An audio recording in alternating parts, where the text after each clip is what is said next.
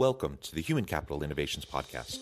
We're your source for personal, professional, and organizational growth and development, where we share original research, explore industry trends, and interview executives and thought leaders from across the globe. We hope you join us often for practitioner-oriented content around all things related to leadership, HR, talent management, organizational development, and change management. Maximize your personal and organizational potential with Human Capital Innovations Podcast. Do you enjoy the Human Capital Innovations Podcast? Please subscribe, leave a review, comment, share, and consider supporting the podcast on Patreon, even at the producer and sponsorship levels.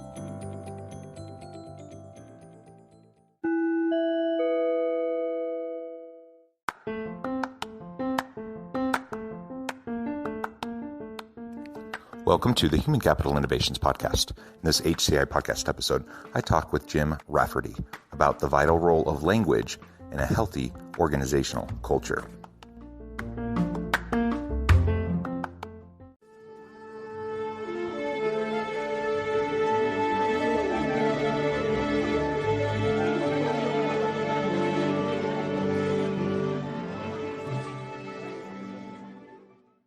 Jim Rafferty, welcome to the Human Capital Innovations Podcast.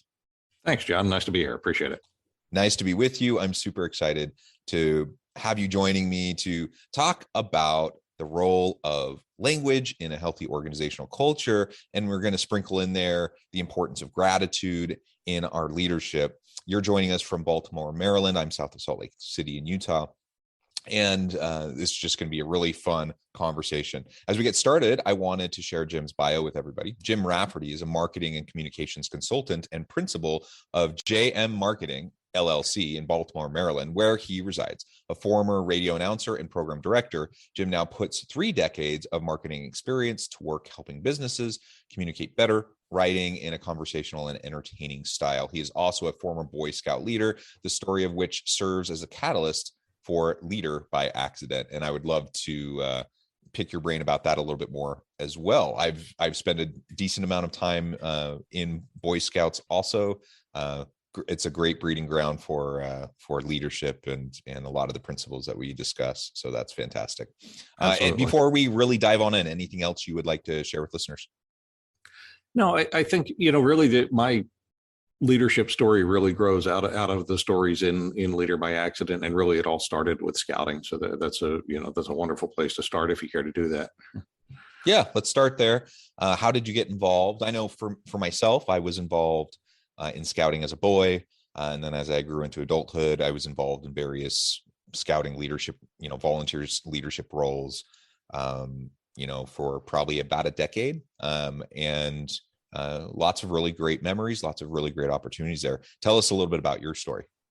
Almost the opposite of yours, truly. I became scoutmaster of our son's Boy Scout troop when he was 12 under really unimaginable circumstances, when the current scoutmaster and his wife and their 2 younger sons were all murdered by their oldest son, who was 15 at the time. So you can just imagine what that was like. And truly, we didn't know if, the troop suddenly down 3 members, plus its, very much beloved scoutmaster. He was a heck of a guy.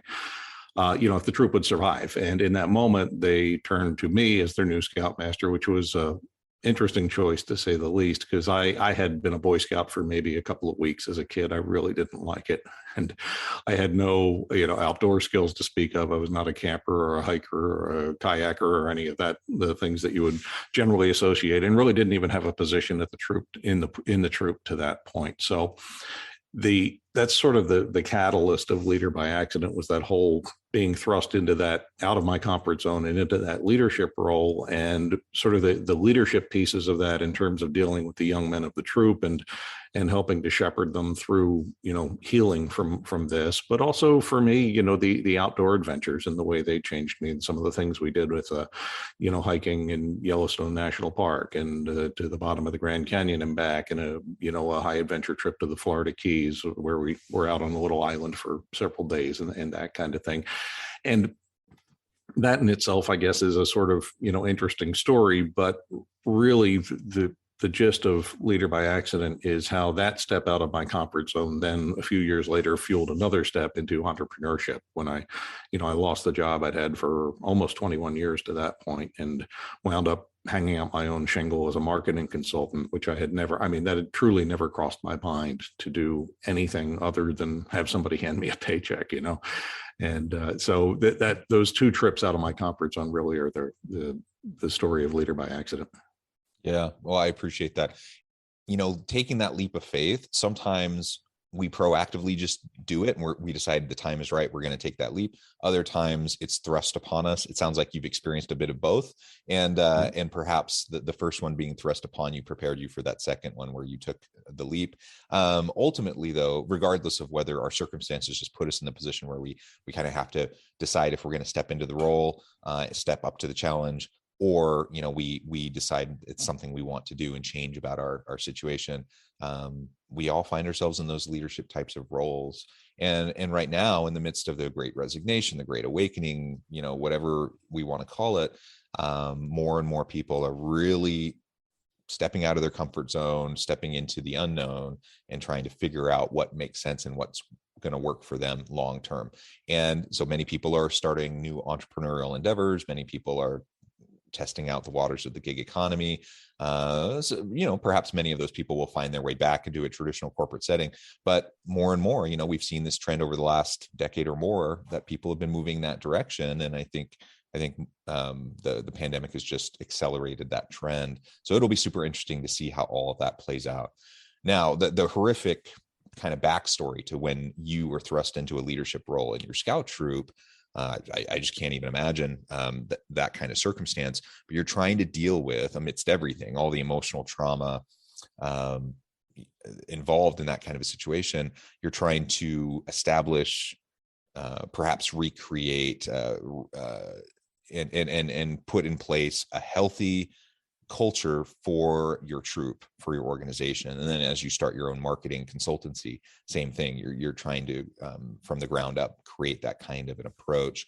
And there's a whole bunch of different ways that we can build a healthy organizational culture. There's lots of mechanisms, there's lots of little different tools in the toolkit to help us to do that. But one of those is the role of the language we choose to use as we push forward, the type of culture that we want to see. Tell us a little bit more about that and some of the lessons learned through some of these accidental leadership opportunities that you found yourself in, about how we can create and sustain that healthy organizational culture. Yeah, there was a moment in my Scoutmaster years. One of our scouts was junior year of high school, I guess, and we were just chatting, setting up chairs before a meeting. And I knew about, where he was in school, and I asked him if he started to think about college majors and things like that. And we chatted a little bit. And he said, "Mr. Rafferty, what do you think I should do?" And I said, "Well, I don't know. What do you like to do? What interests you?" And we talked a little more, and I completely forgot the conversation had ever happened. A year and a half later, when he reached the rank of Eagle Scout, he sent me a thank you note, which was very kind. But in that note, he recalled that conversation that I had forgotten. And he said that was the first time in his life that anybody had asked him what he wanted to do with his own life. He was 15 or 16 years old at that point. And that was, a real eye-opening leadership moment for me, that a lot of times what we think is small talk, a throwaway question or comment or something like that, is taken much more to heart by, someone who was looking to us for leadership. Now, in this case, that was probably a good thing, right? But it just as easily flips the other way. And this seems to me to just get more and more relevant because, we have some, especially even before the age of the remote workforce, but especially in the age of the remote workforce, we have so many ways to communicate. Most of them involve typing. And it's so easy for the tone and the intent of what we mean to get lost. And when that happens, two things happen. You have somebody who's reporting to you with their nose bent out of joint. And the second thing is you're typically going to be the last to know. So, I would, if I'm communicating via IM or email or text or however, I sure with anything halfway important would want to be in the habit of following up in person, or at least by voice, right? To make sure not only that it was received and understood, but that the intent was also understood as I intended. Yeah, that's super important. And of course, as a communication expert, you know full well the power of language, both in terms of the spoken word, the written word, but also body language and intonation and tone, and like all these things influence the way the message may be received by others, whether it's intended by us or not. It can be received a way that maybe not even close to what we intended, and ultimately we bear ownership over that regardless, right? We do. And if we're going to be effective, we have to learn how to hone that skill. 100%. And the body language thing, that's a real challenge now here in the age of the remote workforce, right? Because now you're not only managing someone, but you're managing them without those nonverbal cues you would get if they were sitting across the desk from you. And then you throw onto that over the fact that over the last couple of years, they're probably also trying to, homeschool their kids or take care of an aging parent who they're not allowed to visit, or, all the complications that the pandemic threw at us. And I think more than ever, empathetic leadership has always been important, but it's gone to a new level here over the last couple of years. Yeah, absolutely. And coming back to your example with your Boy Scout, I think that's a tremendous example of just the subtle ways that we communicate that can have tremendous influence on others. And like you said, it could have just as easily flipped the other direction. And he wrote in his note to you that this was the first time that someone had asked him what he thought. That means how many other countless kind of throwaway comments and conversations had he had up to that point, where people had always tried to kind of just tell him what to do and assert, that they're thinking onto him and whatnot. And so it really stuck out to him, obviously, but he'd had many, many, many other encounters with people who are, I'm sure, incredibly well-meaning individuals who cared deeply about him, wanted him to be happy and successful, yet he internalized it that way. So we just have to be very mindful about how we're having those conversations with people and recognize the impact, like for negative or positive, that our words, our deeds, our example will have for others. And as I reflect back, I haven't thought about scouting in a while, because it's been probably about a decade since I was last involved with scouting. But as I reflect back, as you're telling these stories, I think probably most of the impact that I had, for better or worse, with the scouts that I was involved with, had nothing to do with what I was saying. It just had to do with how I was modeling behavior for them, and they're keenly aware of what you're doing at all times. They're watching carefully, and just how I interact with other scouts, or if they see me interacting with my family, at events where they attend, or with my spouse, or, whatever, right? Like they're observing, they're watching, and it makes a difference. And so I just have to make sure that I'm always, doing my best to help them understand where I'm coming from, and put my best foot forward and show them that I care through word and deed.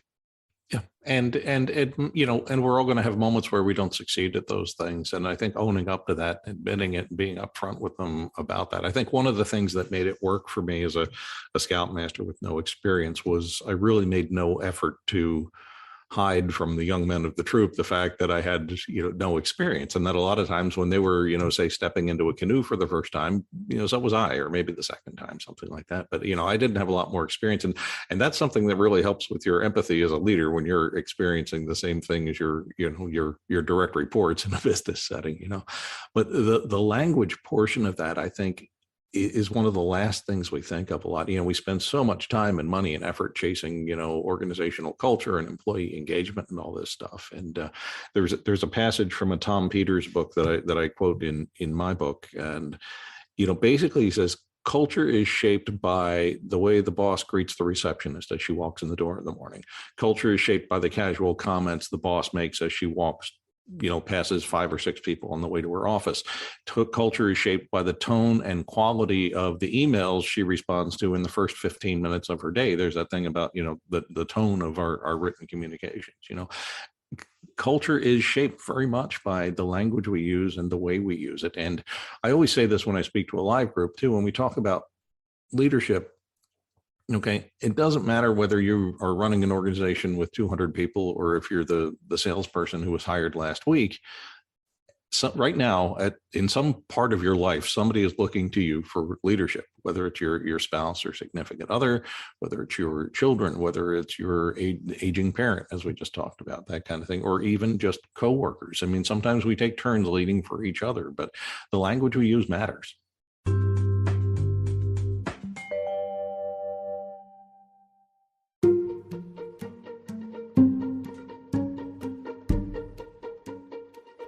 Welcome to the Human Capital Innovations Academy. Courses, micro-credentials, and certificates to upskill and reskill for the future of work.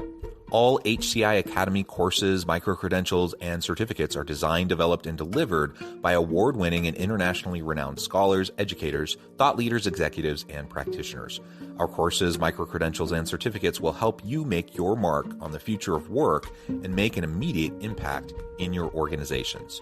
Check out the HCI Academy and our many course offerings and certificates to upskill and reskill for the future of work.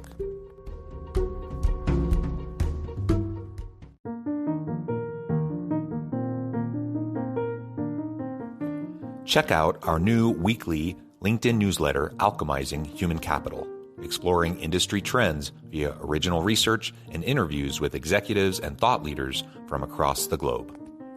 We look forward to having you join us.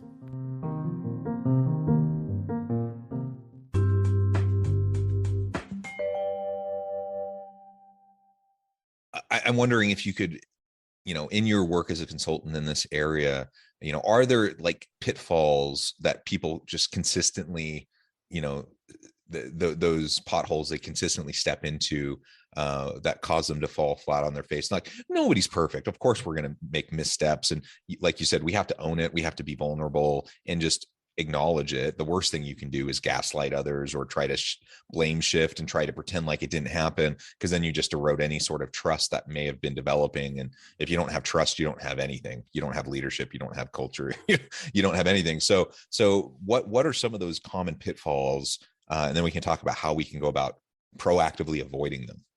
Yeah. And it's funny. I think the pitfalls are very similar, whether you're communicating as a leader or if you're marketing yourself as a company. And the mistake I see most often is that we tend to take ourselves a little too seriously, and we want to use very formal language and big dense words so people will know how very serious we are about whatever it is we do. And I have this conversation all the time with companies where I'm just like, you know what, I'm a college educated guy and I've been at this a long time. I just read your homepage top to bottom and I still don't know what you do. Because we're trying too hard, and we want to. The pitfall there is you wind up talking at people instead of talking to them. So I'm a lot about communicating conversationally in just about every circumstance that's not, a legal document or something like that. But that is the main one I see, and I think leaders, and especially new leaders, do that too. We talk about not being afraid to admit that you don't know what you don't know. That's a new leader pitfall. They tend to, very formally communicate and all that is absolutely a new leader pitfall. And it takes a while to get comfortable in your own skin enough to just, be you. I mean, you're in the leadership position for better or worse because you're you. So go ahead and be you. Yeah. Just own up to it. And again, coming back to that authenticity that leads and breeds trust. If you're trying to be something you're not, both in word and in deed, people see it. And particularly if you're saying certain things and putting things and communicating things that you don't back up with your behavior, that's the worst possible scenario, because people just won't trust you. So be authentic, match your word and deed, do the best you can, own up to when things aren't working out the way you'd hoped, be secure enough in yourself that you don't need to prove yourself constantly to everyone around you. You don't need that external validation constantly. Just know that you're in the position, for better or for worse. It's your opportunity to lead out, seek the wisdom and the insights and the talents and skills and contributions of everyone around you, and learn and grow, and just create an environment where everyone feels like that's what they need to be doing as well. I think that's a tremendous thing that a new leader can do, is they can set that tone to let everyone know that, yes, I am building the plane while I'm flying it. you're going to be doing the same thing too. It's okay. We're going to all do this together. We're going to fall on our face at times. We're going to pick ourselves back up. We're going to learn from it. We're going to help each other. That is a dynamic, kind of a safe, psychologically safe cultural environment where people can thrive. And that seems counterintuitive to people, or perhaps they just feel like they need to assert themselves. They need to express constant confidence.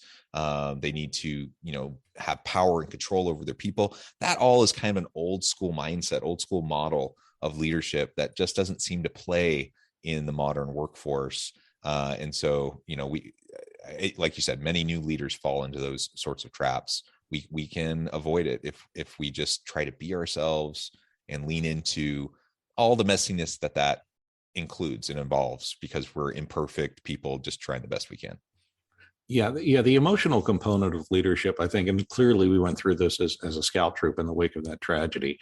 There's two sides to it, and I think you sort of walk a line. And the one side of it is, we didn't hide from it. We cried together, we grieved together, we talked about it. We as the case wound its way through the courts, we would stop, we'd talk about it as a group and all, and just to make sure that everybody was, healing at, the best pace that we can manage. So I think as a leader, you can't hide from the emotion of what's going on. But on the other hand, you can't be the one who flies into a panic every time something goes wrong. You see, even if you're the duck with the feet going a million miles a minute under the water, you've got to be calm on the surface to some degree. And that's kind of me by nature, I guess. But that worked out well, that combination. And I'm wondering now if we can shift, and this connects with what we've been talking about up to this point, but the role of gratitude. So I think cultivating that positive organizational culture and relationships of mutual accountability and trust, I think a good component of that, a good piece of that, is just having a culture of genuine gratitude and appreciation amidst your team. Maybe tell us a little bit about how you did that in your troop, but also as you're starting your own consultancy and what you did with your team there, and how you communicate this with other clients that you work with. Yep.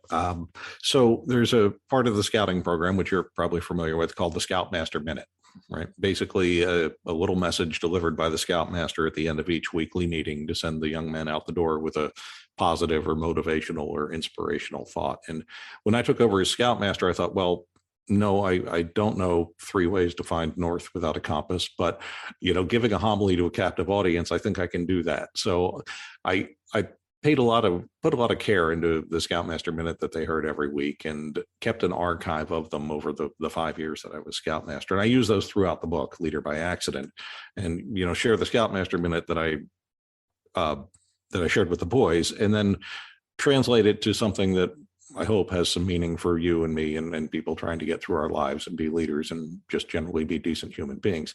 And one of the real recurring themes for me with the young men was about cultivating that sense of gratitude, because those are the years when, habits are formed for better or worse, and then they start to become the people they're going to be in the long term. And it's so easy to focus on all you have to do is scroll through your Facebook feed, right? It's so easy to focus on what's wrong and the negative, and it's all we see in the news and all that. And it takes a little more work and a little more effort to call out the things that are good as we go through our days. And it makes such a difference, and it's so worth the effort.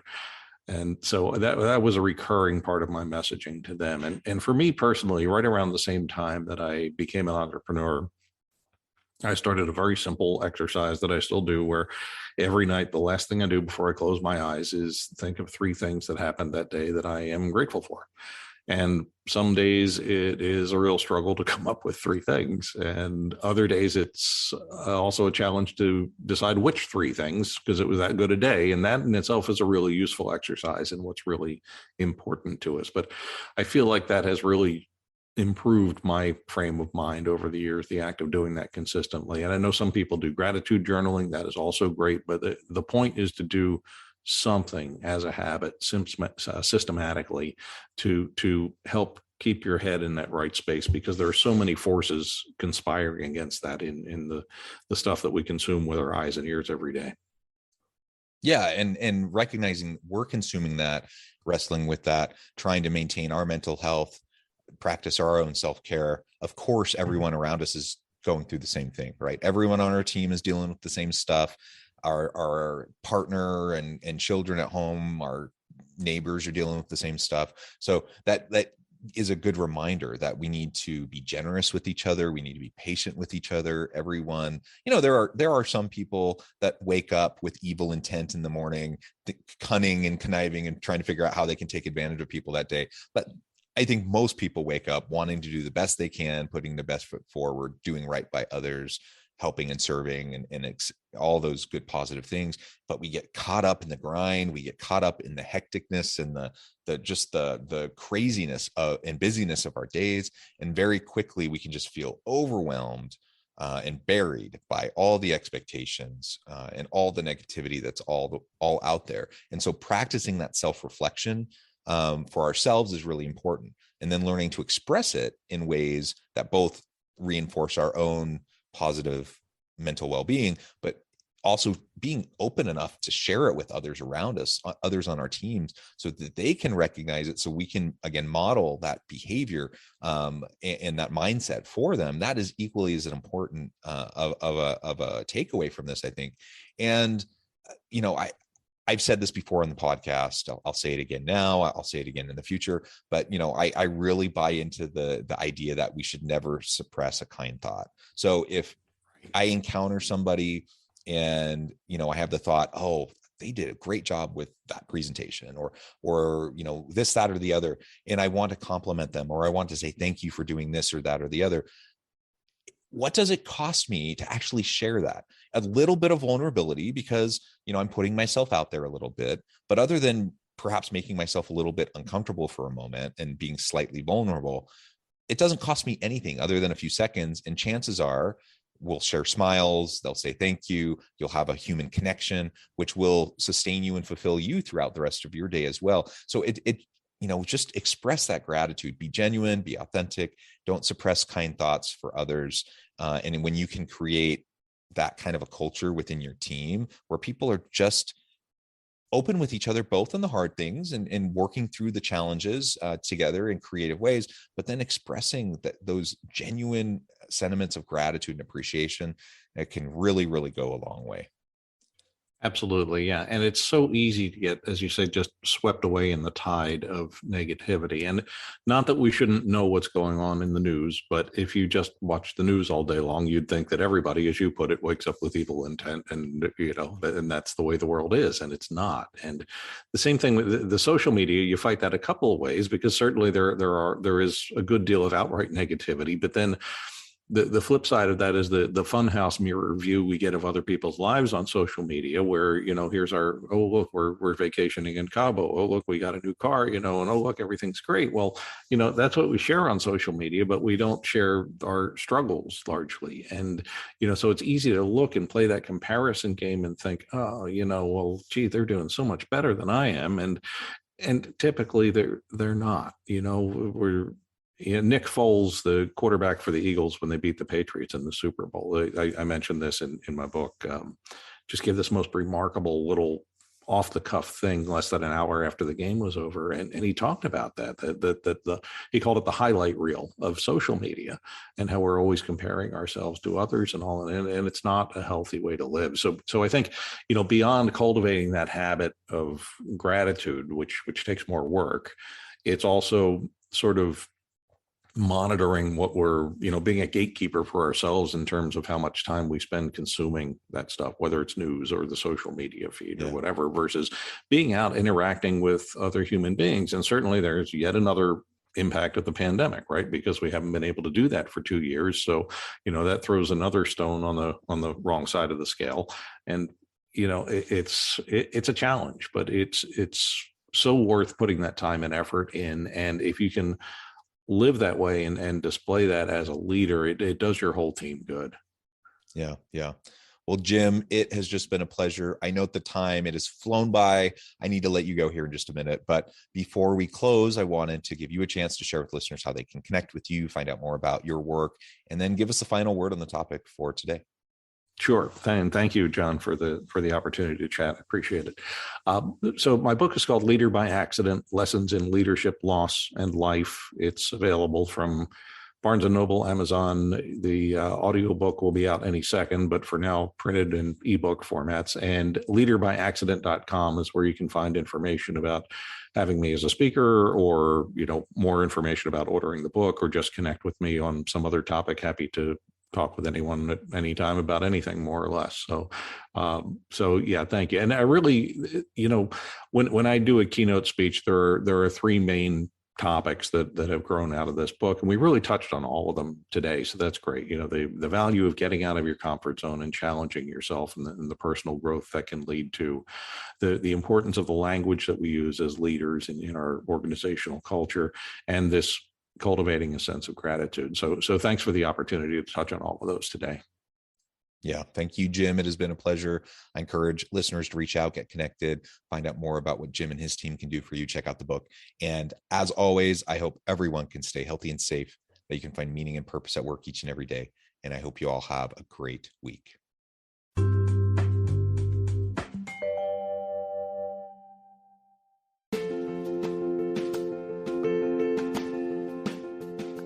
Bluer Than Indigo Leadership: The Journey of Becoming a Truly Remarkable Leader.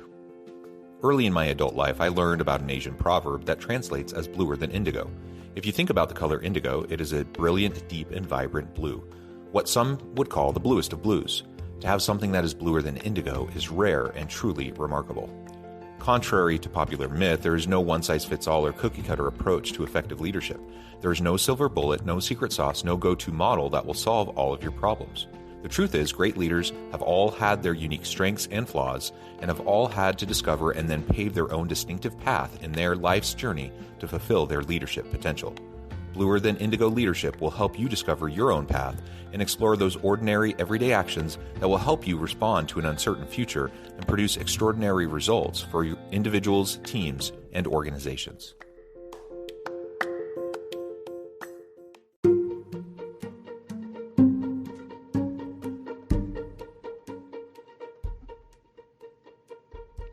Check out Human Capital Innovations magazine, Human Capital Leadership.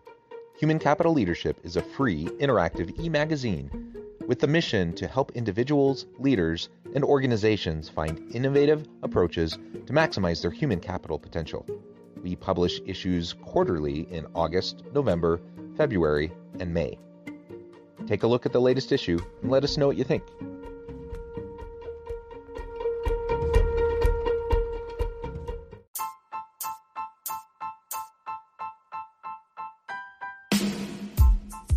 The Alchemy of Truly Remarkable Leadership: Ordinary, Everyday Actions that Produce Extraordinary Results.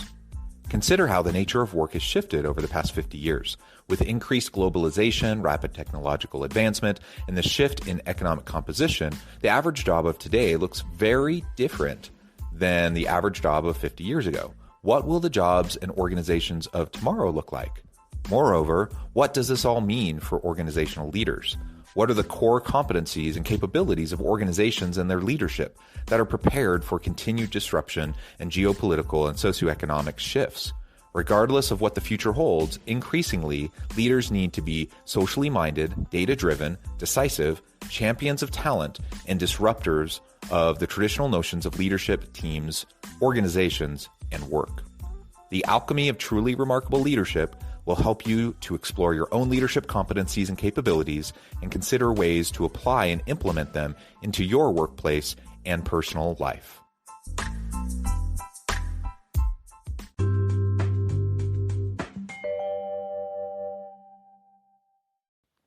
Do you enjoy the Human Capital Innovations podcast? Please subscribe, leave a review, comment, share, and consider supporting the podcast on Patreon, even at the producer and sponsorship levels. Thanks again for joining us for this episode of the Human Capital Innovations podcast. I hope you stay healthy and safe and that you have a great week.